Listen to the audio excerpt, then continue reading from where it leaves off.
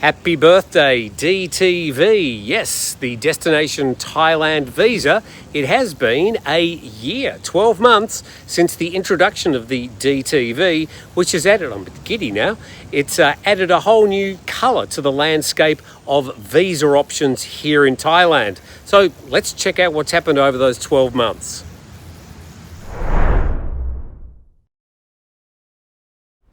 Happy birthday indeed for the Destination Thailand Visa. Happy first birthday.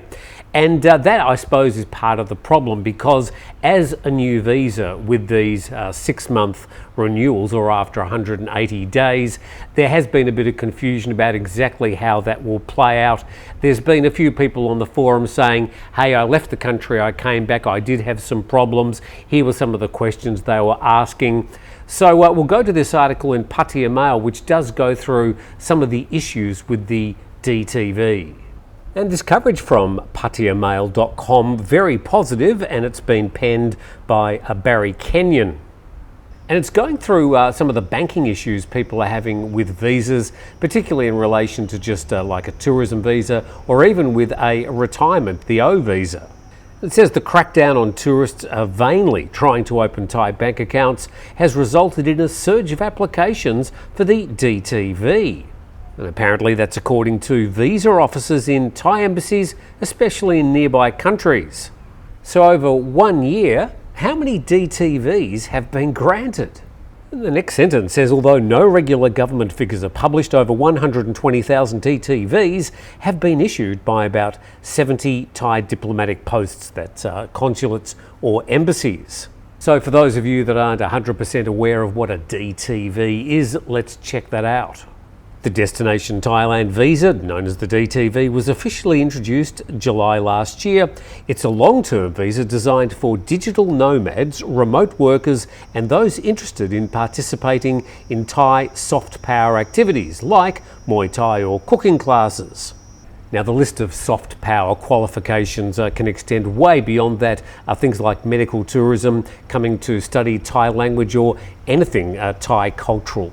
It says down the bottom, the DTV allows for multiple entries and a stay of up to 180 days per entry, with a total validity of 5 years. So in essence, you can go in and out of Thailand. Each time you come, you can stay for 180 days for a total of 5 years. Let's check out a list of some of the qualifications for digital nomads and remote workers. It's for people working remotely for foreign companies or clients. A bottom line, if you're working for yourself or you're working for a Thai company, this is not the visa for you. And the second paragraph there, for Thai soft power activities, engaging in cultural activities like Muay Thai, Thai cooking classes, sports training, medical treatments, short-term educational courses, seminars, and artistic or musical festivals. So you would have to prove that you are being engaged in that activity. And I imagine the immigration officer, when you come in for your second or your third run, may be saying, hey, you're coming in for another possible 180 days. Where's the proof for this visit?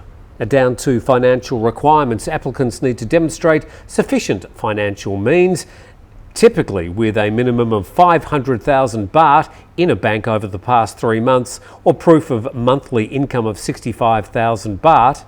But that doesn't need to be in a Thai bank account, it can be in your foreign bank account. And the old passport validity, at least 6 months of validity, along with a recent photo. And as for the application process, the DTV can be applied for online or in person at a Royal Thai consulate or embassy outside of Thailand. And it also notes that it's not suitable for those planning to establish a business or seek employment in Thailand. So even if you are going to apply for this online, you're going to have to be outside of Thailand when you apply, and assumedly you'll have to wait until you get granted before you can come to Thailand. And a bit of other general information. It's saying that the DTVs for digital nomads are allowing remote workers and freelancers to stay for extended periods. And to be eligible, you've got to be more than 20 years old, possess a valid passport, and demonstrate proof of financial stability with at least 500 Thai baht in a bank account. And the last paragraph reminding you they need to show they're employed by a foreign company or are freelancers with foreign clients. So I found all that information just on general websites. You can also go to the Royal Thai Embassy website in your country.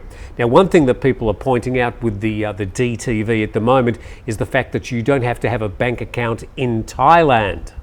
And back to the Pattaya Mail article, a key attraction of DTV is that applicants do not need a Thai bank account to show the liquid asset bond of 500,000 baht, since finance institutions abroad are acceptable depositories, aka banks.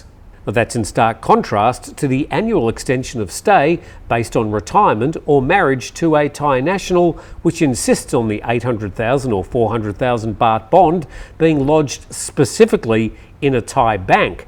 It's currently virtually impossible for tourists to open a Thai bank account, as the major institutions try to clean out improper or mule accounts. So we've been reporting on this issue specifically, particularly in reference to the crackdown on the closure of some of these scam centres, the ones usually dotted around the border areas just on the other side in Myanmar, Laos, and especially at the moment Cambodia. So they're trying to crack down on mule accounts, fake accounts. A lot of foreigners are saying on forums, oh, they're targeting foreigners, they're after me. Well, no, it's not just you. They're trying to really crack down on hundreds of thousands of these mule and fake accounts that are being used to launder money. Let's go on. So, quoting a Thai immigration lawyer, Jasatapon Bunag, the scope of DTV is broad enough to include many who find their retirement visa rules too difficult. So I get that. I suppose if it comes down to an interview with the immigration officer, they may be after your actual intention.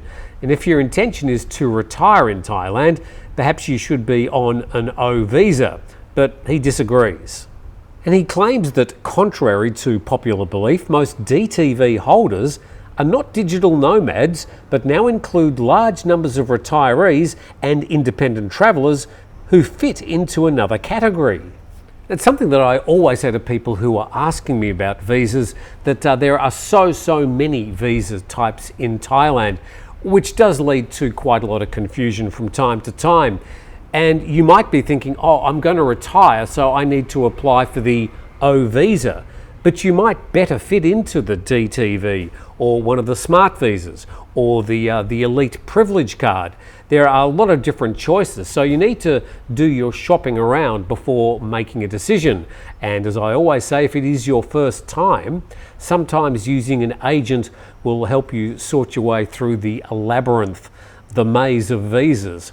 There's another advantage, big advantage for people that are using the DTV at the moment. And the second paragraph there, an attraction of DTV is that medical insurance is not required for registration.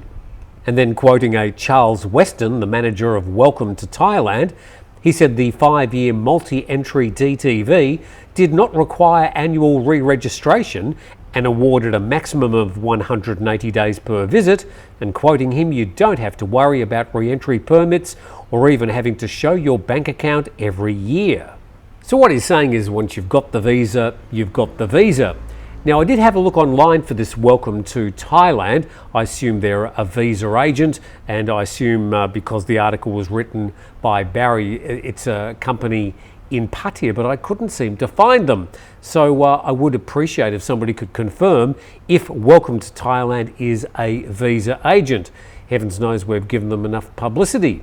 Now, the other issue, I suppose, relates to medical insurance, and some of the visas in Thailand require that you have health insurance, medical insurance before you come to Thailand. Others don't. I would warmly recommend anybody coming to Thailand, whether they are required to have it or not, that they do in fact have some sort of health insurance if they're going to stay in Thailand. Now, the article does point out a few downsides. It says the waiting time can be a few days or a few weeks, and it's best to find out the required documentation well in advance and to choose your destination with care. So I know exactly what they're referring to with that last line. Some embassies, some consulates are simply easier to get along with than others. They're staffed by human beings. Some may have a longer caseload or other applications ahead of you. Some are busier than others. So it can take days or weeks. So don't book a return flight or your flight to Thailand. Wait until you've actually got the visa in your hand. If you're applying in person, there are some consulates and embassies that prefer you to do it through an agent. If you do it online, you're not going to have that particular issue. But the more homework you do about where you apply for your DTV, the better armed you'll be when you get around to it. Okay, let's go to Barry Kenyon's closing comments. And he says that DTV is an activity-based visa, so applicants need to have a framework reason. So you're going to have a specific reason. It can't just be, oh, I just want to visit Thailand, or oh, I just want to catch up with my girlfriend. You're going to have to come up with better than that. Most holders report on Facebook chats that as long as they leave the country with a 180-day limit, the return will be trouble-free at immigration checkpoints. It's surely a good deal. So the key point here is that the DTV is proving after 1 year of operation to be, well, an alternative, and maybe a good alternative for a stay in Thailand, well in this case for up to 5 years in 180-day chunks. Some people who find the renewal of the retirement or the marriage visa onerous for whatever reason, despite it being quite cheap, some of them find the banking issue a bit difficult. Particularly if they don't have a Thai bank account, almost impossible at the moment. So maybe the DTV is finding its place and it may suit you. But do your homework. Thanks for watching. Please subscribe to the channel and we look forward to seeing you next time.